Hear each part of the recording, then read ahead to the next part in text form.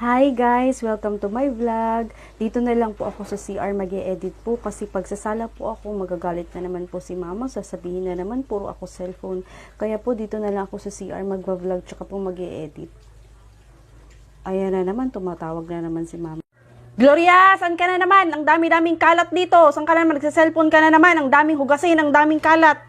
Maglinis ka nga dito. Yung mga cellphone nyo, tatapon ko yan eh. Puro na lang kayo cellphone. Halos didikit na lang yung mga mukha nyo sa cellphone. Puro kayo cellphone. Wala kayo nagagawang maganda dito sa bahay. Ma, wait lang naman. Nagsi-CR po yung tao. Saglit lang naman po. Maglilinis naman po ako dyan. Antay lang po. Tsaka po maghuhugas ako. Gagawin ko po lahat. Nagsi-CR lang po ako. Grabe naman to si mama. Kahit nagsi-CR yung tao, nagagalit.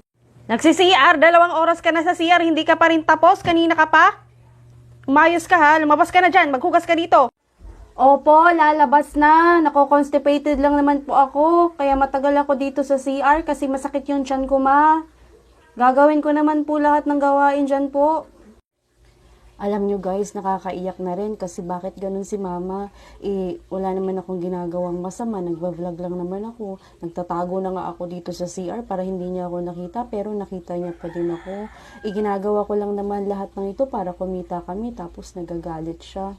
Tapos pag na-monetize ako, pag nakatanggap ako ng earnings, matutuwa. Ay naku, ewan ko lang talaga. Tapos ngayon magagalit-galit siya. Ginagawa ko naman yung mga gawaing bahay. Alam nyo guys, minsan nakakawalang gana na rin eh. Kasi pag nag-e-edit ako ng mga vlog ko, kailangan ko pang magtago kasi pag nakita ako ni mama, nagagalit na naman siya sa akin. So ayun, minsan puyat po ako guys, kaka-edit ng mga reels ko, kaka-edit ng mga video ko. Kasi sa umaga hindi ko kayang gawin kasi nga nagtatago na nga lang ako sa CR.